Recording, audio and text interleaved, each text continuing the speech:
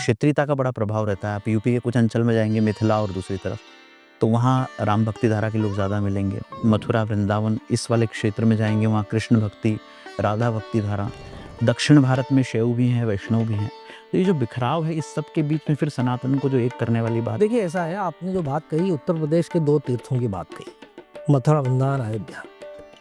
वहाँ पर राम भक्ति, कृष्ण भक्ति की धारा दिखाई देती है, क्योंकि 2 अवतारों का प्रागट्य स्थान है ना। और वो अवतार भी 24 अवतारों में जो अभी हुए हैं, बिल्कुल उन अवतारों का, इसलिए थोड़ा वहाँ पर इस नाम और रूप भक्ति का प्रभाव है अवतारों की।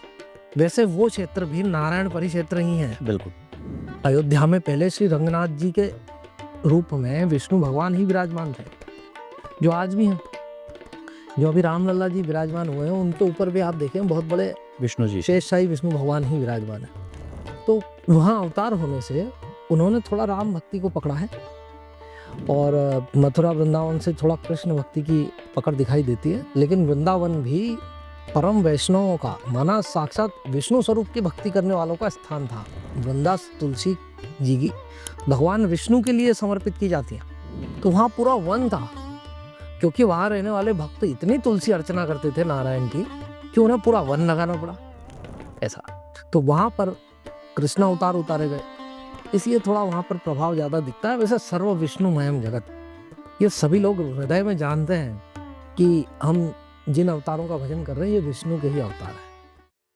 और शायद इसीलिए घर घर में भगवान विष्णु के विग्रह जो स्थापित हों, वो प्रकल्प भी एक आप चला रहे हैं। हाँ। किस तरह का वो पूरा प्रकल्प है, और अभी तक जो है भारत में कहाँ कितने घरों में वो स्वरूप स्थापित हो चुके हैं गुरुजी? सहस्त्रों हजारों घरों में भगवान के स्वरूपों की स्थापना कर चुके हैं। आज भी हम एक स्थान से पूजा करके आ रहे हैं। जिस भी घर में वो स्वरूप जाते हैं, तो हम वहाँ पर जाकर के बाद में पूजा आदि करते हैं।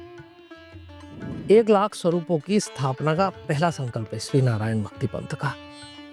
और एक ही जो तीर्थ निर्माण हो रहा है, और जो अभी यात्रा निकलेगी महायात्रा, उसके माध्यम से भी संदेश यही देना है कि दर्शन करें, इस महाविराट नारायण का दर्शन करें, और इनके स्वरूप घर में विराजमान करें, इनकी सेवा पूजा करें, क्योंकि उनकी पूजा से 24 अवतार की पूजा हो रही है। बिल्कुल।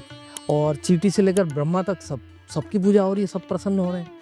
और सबसे बड़ी बात है कि नारायण की भक्ति पूजा करने वाले से लक्ष्मी जी प्रसन्न हो रही है। बिल्कुल ठीक है, जिनकी सबसे ज्यादा सभी लोग जिनको प्रसन्न करना चाहते हैं, कोई किसी की भी भक्ति कर रहा हो, वो चाहता लक्ष्मी ही है। अंतिम लक्ष्य उसका वही है। तो वो सारे ही उसके संकल्प पूर्ण करने वाली लक्ष्मी जी, वो भी प्रसन्न हो जाए।